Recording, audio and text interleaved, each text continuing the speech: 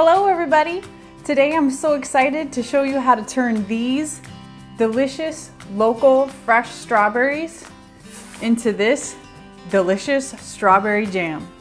This morning I drove down to Picha Farms in Puyallup to pick up these fresh picked strawberries, and before I start showing you how I'm going to make my strawberry jam, I want to show you a short interview that I had with one of the farmers from Picha Farms to learn a little bit more about his farm, his family's farm, and why it's important to have nice, fresh, local strawberries. So take a look at that interview. Hey everybody, this is Allison, and today I'm with Dan at Picha Farms. I came down this morning to pick up some strawberries to make some strawberry jam, and I'm getting the chance to talk with Dan about his family farm, and he's going to answer some questions and teach us all about Picha Farms. So could you just give us a little bit of the history of the farm? Sure. We're standing on third generation for us, piece of ground that my grandparents first farmed when they came here in the early 1900s. We've had a lot of different crops here. Currently we have strawberries, and we've got some pumpkins as well, and we have a staging area for our U-pick pumpkin patch. Cool. So how long does your strawberry season last? Our season typically, depending on the weather, the spring we have ranges anywhere. We've picked as early as May 23rd to not starting until like June 10th or 11th. We started this year June 5th, and we'll typically go through at least the first week of July. Sometimes our U-pick carries on through the second week of July. And if someone wanted to get some of your berries, I know you have this stand here in Puyallup. What other locations could they pick up your berries from? In addition to the stand that we have here on the property on the corner of 52nd and 66th, we have a stand out in South Tacoma on the corner of 74th and Tyler. So between those two as well, we take our product to various locations for restaurants and local produce stands. Neat. So if someone wanted to pick up some of your berries and they wanted to keep them fresh throughout the week, how do you suggest saving them to last in the fridge as long as possible? Well, first of all, with strawberries, keep the stems on. When you take them home and rinse them with the stem on and keep the stem on. That will help them last longer. And then when you're ready to eat them, then you can take the stem off. And then refrigerate. We typically at the beginning, throughout the season, we'll we have various varieties, and we'll take them home, just leave them out on the counter to see how long they last before they spoil. And if they're not in blazing heat or whatever, they'll last. But typically refrigerated, we have a bowl of strawberries in our refrigerator right now that we used, over a week ago, and we're still using them now, and they're fine. Oh, that's awesome. What's your favorite way to eat your strawberries? Well, I like them fresh, and we have various varieties. We have, this year we have Sweet Sunrise, we have Charm, we have Mary's, we have Totems, Shuckson, Puget Crimson, and everyone has their own, their own favorite. For me, I like the Shuckson and the Puget Crimson. They, depending on how sweet you like them, or how tart, or some berries are better for jam than others probably, but it's up to everyone's own personal taste. It's going to tell us a little bit more about strawberries and how they are grown. We receive our berries from a grower. These are all certified plants, and in fact, we're having some delivered here in a few days that we're going to plant here in a few days, within the week, and those will be ready for us to harvest next June, a year from now. Typically, this field right here this is our third harvest off this field. It's been a good field, but typically we will have we'll harvest the field twice and then take them out, and then we rotate. So we'll put in a different crop here, or let it sit fallow for a year or two, then come back in again with strawberries. If you have strawberries in your home and home garden, and you receive certified plants, usually they're good for 2, 3, maybe 4 years. But if we get people coming in, well, I've got these strawberries here, and they've been in here for about 4 or 5 years, and they're not doing very well. It's probably time to take them out. The longer they're in the ground, the more susceptible they become to various diseases, including root rot, just to name a few, one. And it's probably time to circulate. And like I said, probably not good to go right back in with strawberries in the same spot, or if you do, bring in fresh soil to do that, but try to rotate as much as possible. And then we fertilize. We'll harvest this field. We will mow back when we're done harvesting in mid-July. We will mow back all of this brush if this was the field we were going to keep, and then we'll split till it. So like each row is like a crew cut, and then we go and side dress it with fertilizer, commercial fertilizer, and that's in the end of July, early August. And that's all the fertilizer we put on at all. We don't come in the spring and fertilize. Sometimes if the plant needs a little bit of help in the spring, late spring, we'll maybe put on a foliant, but typically we don't do that. And that's it. We don't irrigate this. So this is all, we're pretty close to water table here, so we do not irrigate any of our strawberries or raspberries. And so even during those warm years that we've had, we've given them a little water in those dry years initially when they were just planted, but that was it. And so sometimes there's a tendency for people to want to, I need to, water, every day kind of thing. And sometimes, they don't necessarily like that. In fact, that lends itself to, if you do it too much, to root rot, and that harms it. So don't get carried away with the watering. So you mentioned you guys also have raspberries. Could you tell me about the other crops and things you do here at your farm? Sure. We have raspberries and a couple different varieties of raspberries and blackberries as well. Raspberries, we have an early variety that the Squamish that we just started picking already here in June. We picked it yesterday, June 12th. Early variety, but typically our raspberry season comes around the end of June through the third week or so of July, maybe the end of July if it's a colder or cooler summer. And blackberries, early July through the end of July, maybe with our late variety, early August.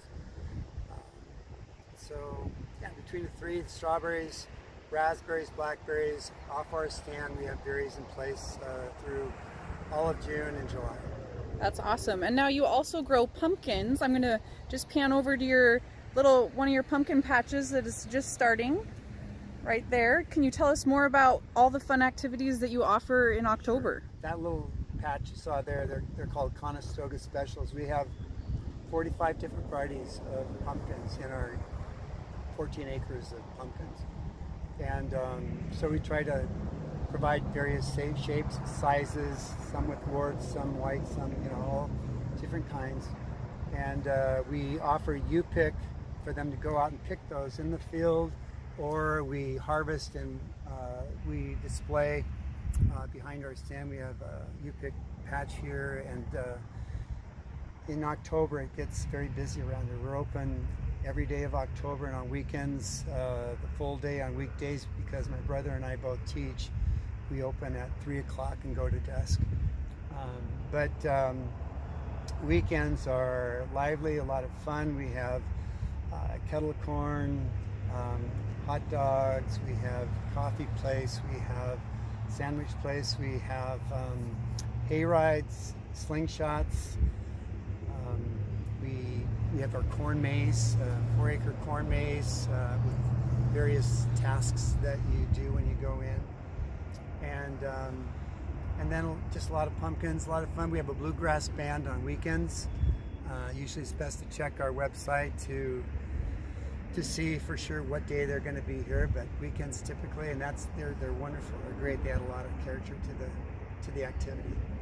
And so yeah, October is a busy time, and of course picking out your pumpkin has become much like picking out your Christmas tree. It doesn't matter if it's raining sideways. People are going to come out and they're going to get their pumpkin. And so we're prepared for that. And we expect that, and it's all a part of it, and it's a lot of fun. Well, I can't wait to bring my kids. I know that my brother brought his kids down here last fall for their pumpkins and had a great time. Oh, good. So if someone is wanting to get some berries and they want to check to make sure that the raspberries are in, what's the best place to check? Would it be your website, your Facebook page, or phone call? Well, you can go to our website, and there they have a link to our Facebook page as well.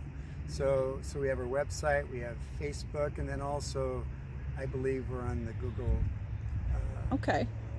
search. Yeah. Super. Well, thank you so much for taking the time to tell me all about your place. It's really exciting knowing more of the history about the food that I'm putting into my jam. My kids eat peanut butter and jelly sandwiches practically every day, so it means a lot to me to know about who grew those strawberries and where they came from. Thanks. Thank you. Yes. Bye. Bye. What a cool opportunity that was to be able to talk with Dan and learn more about the history of that farm and his family. I'm really excited to go back there and get raspberries to make my raspberry jam, and really looking forward to October to being able to hang out in their pumpkin patch. So what I'm going to do right now is I'm going to start washing my berries. Generally this is pretty straightforward, but I'm going to just chat a little bit with you while I do that. So this right here is one flat of berries. They're sold in half flat boxes, and this costs $30, which is an average price for farm fresh strawberries in this area. You can see there's 1 pint that's missing. I may have dropped those off at our parents' house so they could have a little tasty treat before I made the jam. So when washing your strawberries to get them ready to make jam or whatever it is you're going to do with them, it's really important that you are very gentle with the strawberries. These are so ripe. They were picked this morning, so instead of comparing it to a grocery store strawberry that may be less ripe and more firm, these were able to be at their peak ripeness when they are picked because they're going directly to the home where they're going to be eaten and enjoyed. So I'm going to actually wash them. Instead of in a colander, I'm going to soak them in water. So I'll just be soaking them in my sink, and instead of pouring the whole flat in there, which might damage some of the berries, I'm gonna just gently put the berries into the sink to keep them clean. So I wanna talk about my goal for this video. My goal for this video is not to make the best how to make strawberry jam video out there. My goal for this video is to help people that are interested in making jam see that it's really not that hard of a process. It can be a little intimidating, especially if you're gonna be canning the jam, but really making jam is so easy, and I want this video to motivate you to make your own jam. In the show notes, I'm going to put some links of some really cool, high-level detailed canning videos that I like to watch to learn and just remember things about canning. So if you're looking for some extra details or want to learn a lot more about canning, check out the description and links in there, and you can see some of my favorite canning videos that I use as a resource. So my goal is just to show you and motivate you that you can make your own jam. It's super easy to pick up strawberries from a farm stand instead of the grocery store. If you are not sure where to pick up strawberries from, you can also check my show notes, and I'll link a few other farms. So if you live in the North Puget Sound, I'll give you a few examples of places you can go to. If you're from out of state, you could just easily do a quick Google search for a local strawberry patch. Now, at Picha Farms, you can also do U-pick. They didn't have their U-pick farms or fields ready and open yet, but for me and the amount of time I have right now, U-pick just wasn't really something that we had time for. So if you have time and are interested in U-picking, you should keep up to date on their Facebook page to see when their U-pick fields are ready to go. So I've got my berries pretty much all soaking in the water here, and I'm just gonna gently move them around and agitate them just to get them clean, make sure there's no debris on them.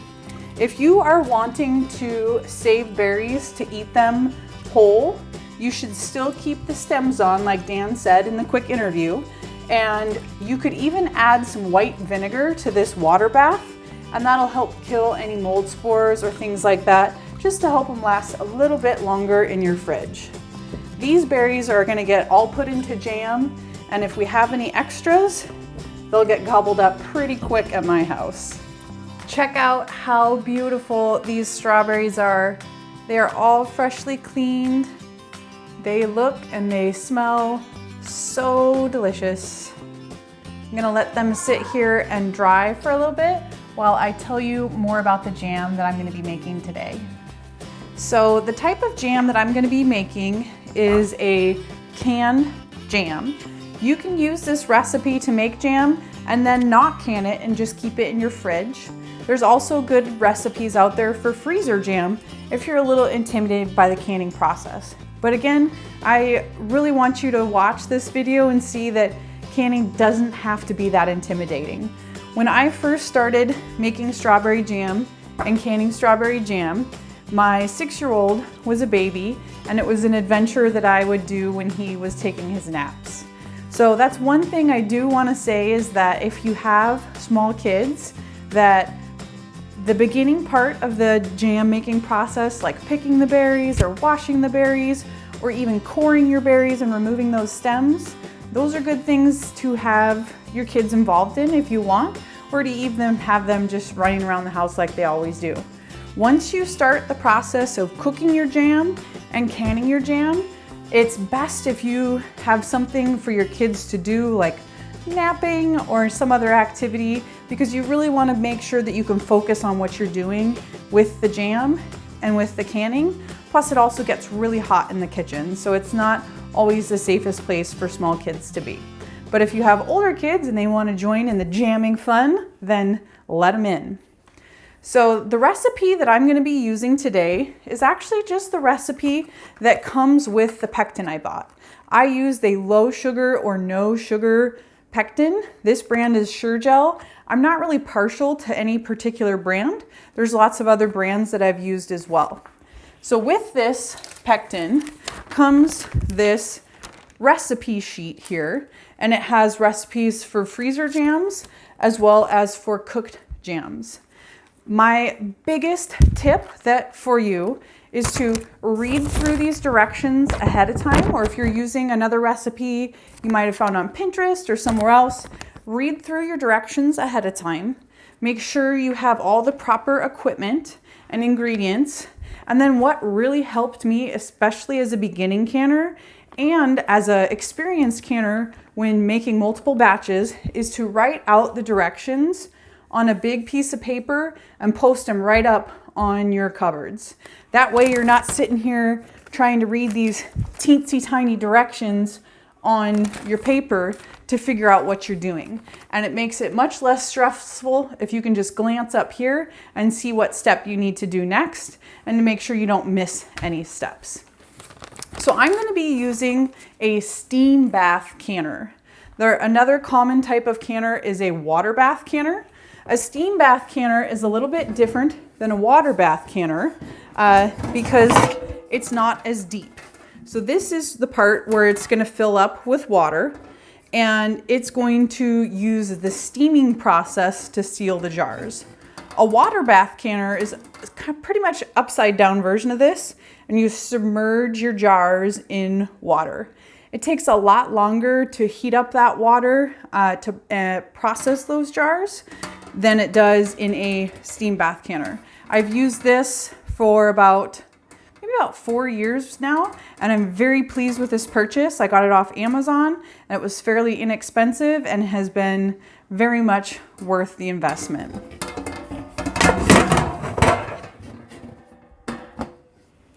Just going to briefly show you some other things I'm going to be using today. I've got a heavy bottomed, this is a enameled cast iron pot. A heavy bottomed pot is going to be better for cooking your berries, just because it distributes the heat more evenly. I've got a large measuring cup, and this tool, so worth the investment. So this is a canning funnel, and I'll show you later obviously, but you're going to put this in the mouth of the jar when you're filling the jars. It's very, very helpful.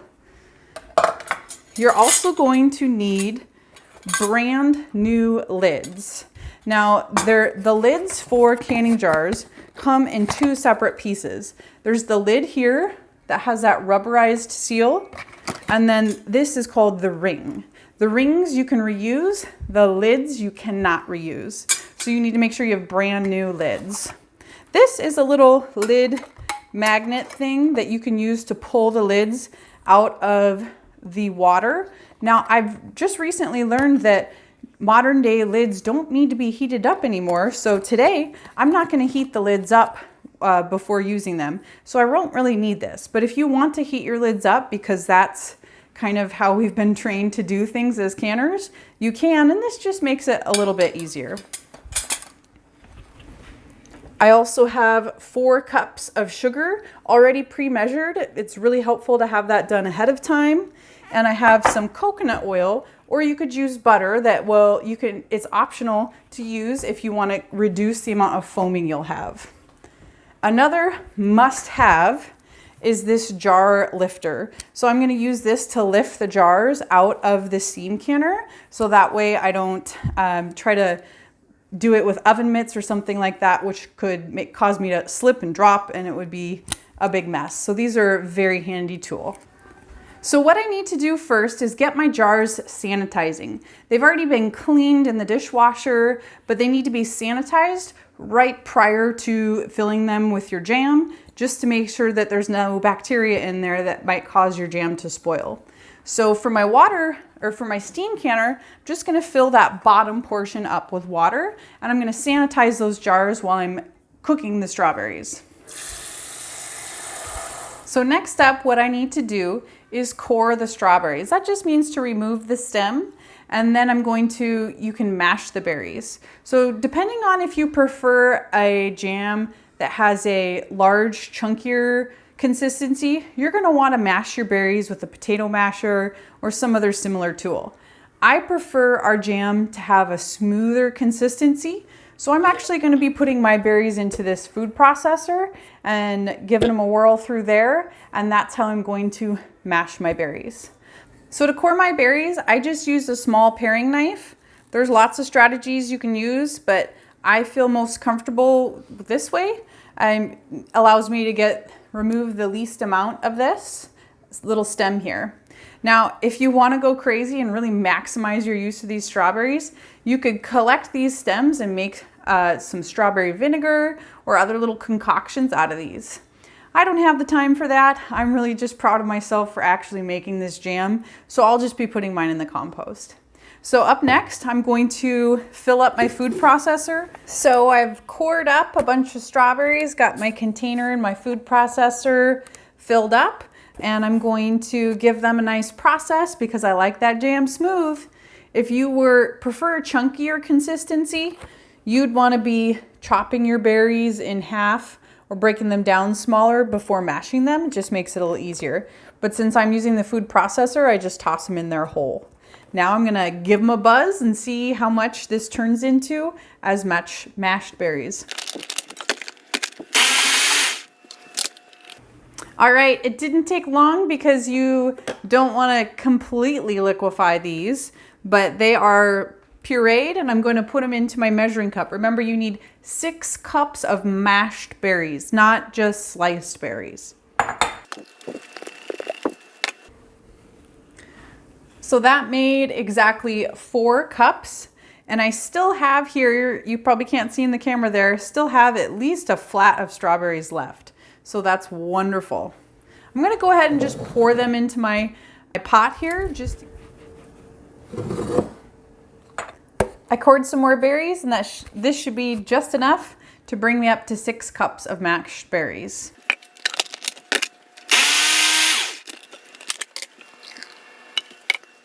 So here's 2 more cups of berries, and I'm all done preparing the berries. Look how delicious that looks.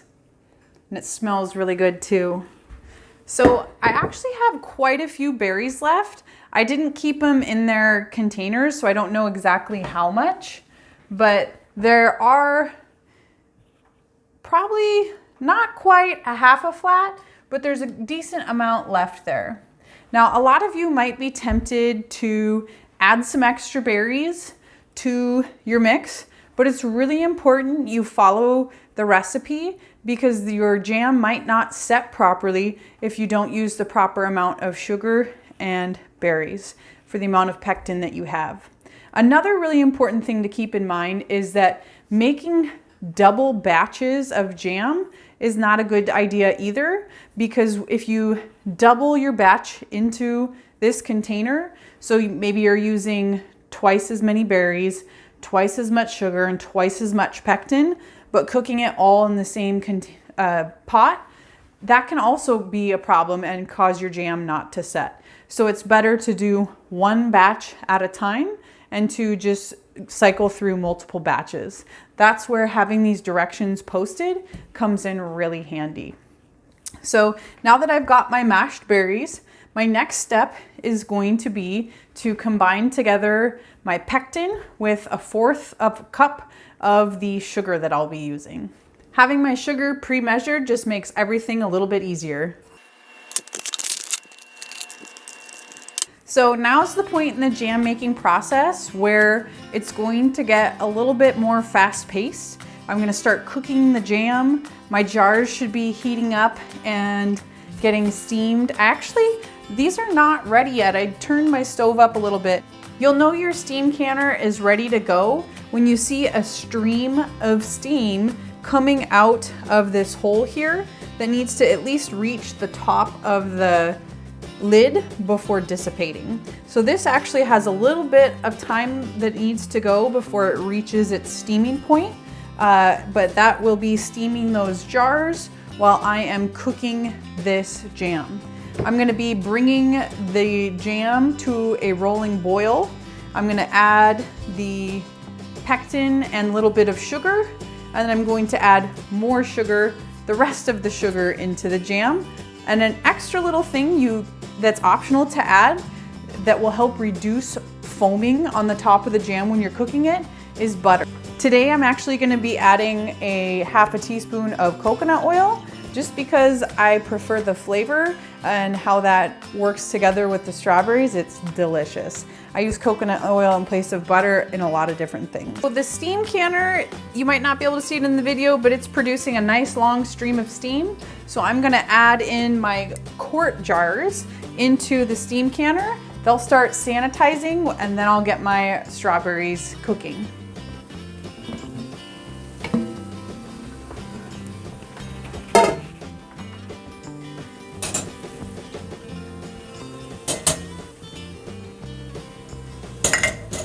It's really important that you make sure you have enough water in here so that the amount of water does not boil out and leave an empty pan. That can cause burning of the pan. Those are gonna be in there for at least 10 minutes. I'm gonna use a timer. It's really helpful to have a timer when you're working with jams or canning other things, just to keep track of everything because timing is important.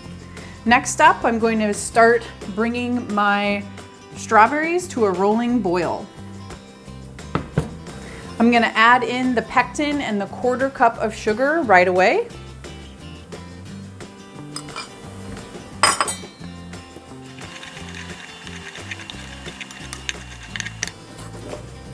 So the heavy bottom pot is gonna help distribute the heat more evenly. It's gonna help prevent you from burning your strawberries. Once you're at this point in time, you wanna make sure that your kids are entertained.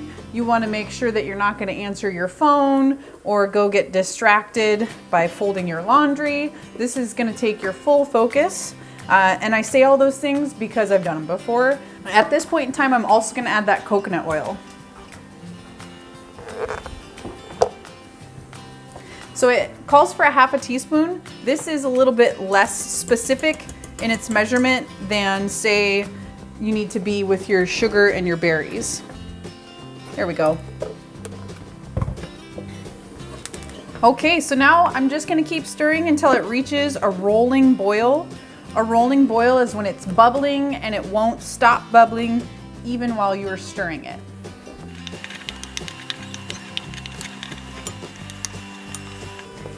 Some of my other favorite jams to make are strawberry rhubarb and raspberry. And you know what? Raspberry is actually my favorite because it's even easier than strawberry jam. You don't have to core any of your berries. You just rinse them and you pop them right in that food processor or mash them. So raspberry jam could even be a better beginner jam. Actually, the best beginner jam is your favorite jam. That's really what is going to motivate you to invest your time into making the jam. All right, it is getting boiling over here. The foam is starting to collect on the surface of the jam. I'm not super bothered by foam on jam because I just kind of mix it in once I open the jam when we're ready to eat it. But you can remove the foam if you're not so much into that. I remove a little bit, but I don't stress too much about trying to get everything off of there. We're actually getting pretty close to a rolling boil. In fact, I would consider this a rolling boil. So you can see that it's still bubbling even as I stir. Now what I'm going to do is add the remaining 3 3/4 cup of sugar into the jam. That's going to take a minute. My 10-minute timer is going off, so I know that those jars are sterilized. And then I just reset my timer to 1 minute. I haven't started it yet, but I've got it ready to go. So once I get this sugar mixed in thoroughly and it comes back to a rolling boil, I'm gonna let it boil for 1 full solid minute. And then I am ready to start putting it into the jars. So the process is about, this part of the process, the part involving the stove, is about halfway done.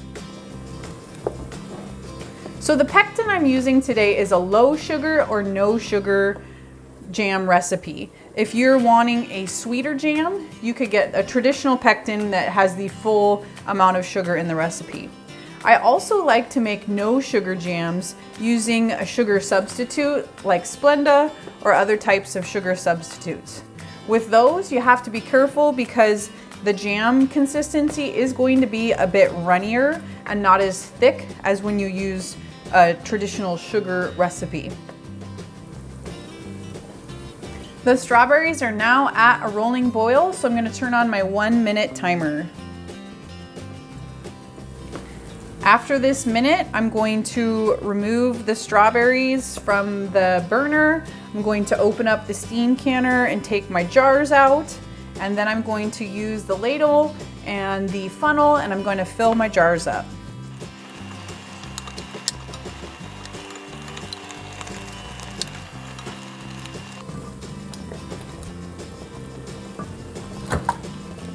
Whoop! I almost grabbed that pot without pot holders.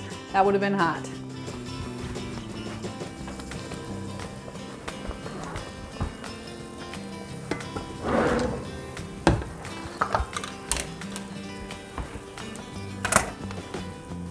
Okay, this is where it gets a little stressful because you want to work quickly and things are hot. When you open your steam canner, be very careful that you tilt it so that it opens away from you so it's not going into your face, and just be very careful.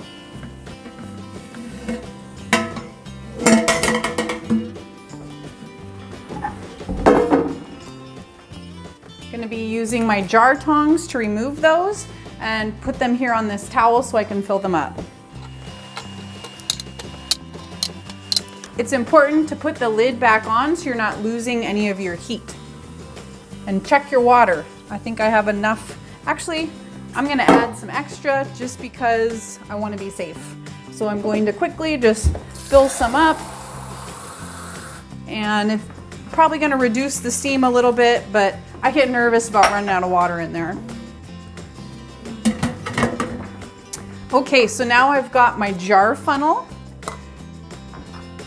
and my ladle, and I'm going to be ladling the strawberry mixture into my jars, and I'm going to be leaving what's called a 1/4 inch of head space in the jar. That means that the jam is only going to go up to about that ring right there.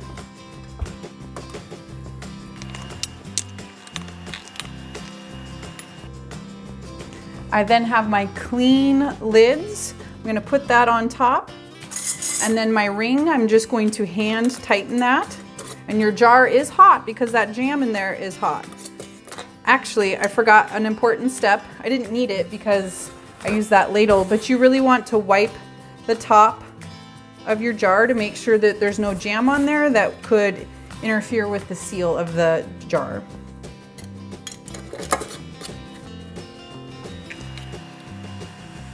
Okay, so you can see that the 1/4 inch head space, I could probably even go a little bit higher, but that looks pretty good right at that ring right there.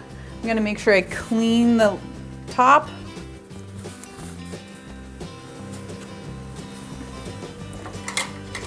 Put on my brand new lid. Just hand tighten the ring.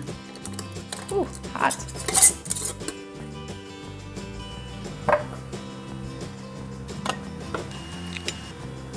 My kids are watching a movie right now, and my husband is helping me record, so I am able to do this stress-free without having to worry about kids running in here and getting jam or steam splashed on them. Look at the color of that jam. Yum. Gotta stay focused. This is the part where you gotta hustle.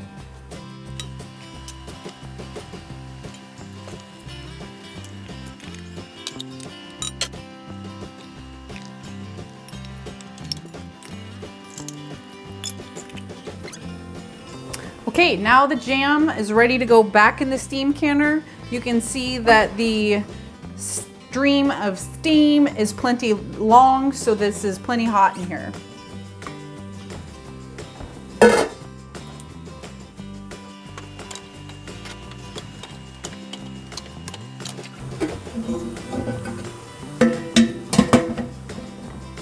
I'm not going to start my 10-minute timer right away. I need to let it build that steam back up inside the lid.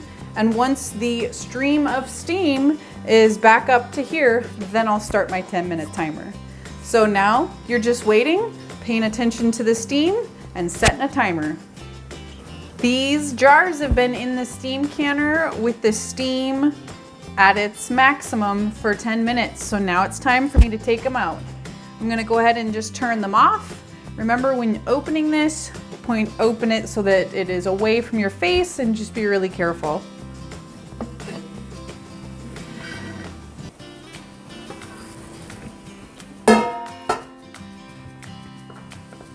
Make sure you use, oh, did you hear that? Oh. The lids are already popping, which is fabulous, which means that seal, oh, there goes another one. It's like the best. It's very exciting. All right, there was 5 of them. So they've all been sealed. We are good to go on that. Look how gorgeous this jam is. You can see it's still pretty watery. It takes about 24 hours for the pectin to set and for your jam to set into a nice firm jam. I already heard all 5 of these lids pop, so I know that the seals are good. It's good to just double check to see if you can push down on it and you don't feel it go in, then that's an indication your seal is good to go. If you can feel it press down more, then that one may not have sealed. In the event that one of your jars didn't seal, you can always just put it in your fridge and enjoy that jam for the week to come. You might also want to check your rings and give those another little finger tighten.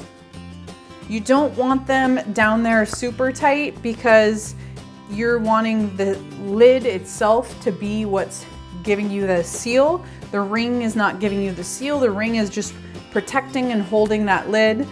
Some people even store their jars without the rings because that way they can tell, or helps them see if any of their rings have lost their seal so that they can check on them. I keep mine sealed or stored with the ring on because that's just what I do. I hope that after watching this video, you feel inspired and motivated to make your own jam. It's really not that difficult. And if the canning stresses you out and is a little bit intimidating, you can always make freezer jam. The process is very similar. You just don't have to do the canning piece, but the recipe is, hi Sholey girl, that's my dog. The recipe is just a little bit different. So if you're intimidated, you could always start with freezer jam, but this process is not that stressful. If you have a favorite jam that you like to make, or if you make your jam a little bit differently, I would love to know. Go ahead and tell me in the comments. If you're interested in seeing a video about strawberry rhubarb jam, raspberry jam, or another type of jam, let me know in the comments, and I'd love to make a video to show you.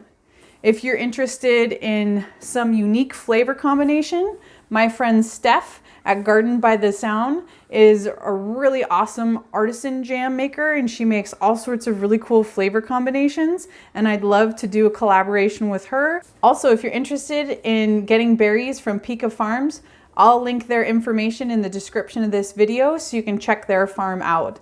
I'm so glad that I got the chance to meet Dan and learn about his farm, and I hope you really enjoyed that part of the video because I think it really makes it special to know the history of where those berries are coming from.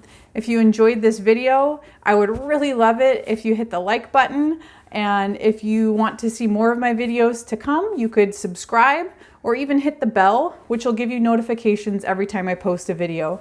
I can't wait to share more about what I've got growing in my garden, how I'm gonna preserve it, how I eat it, and how things are growing down at the community garden.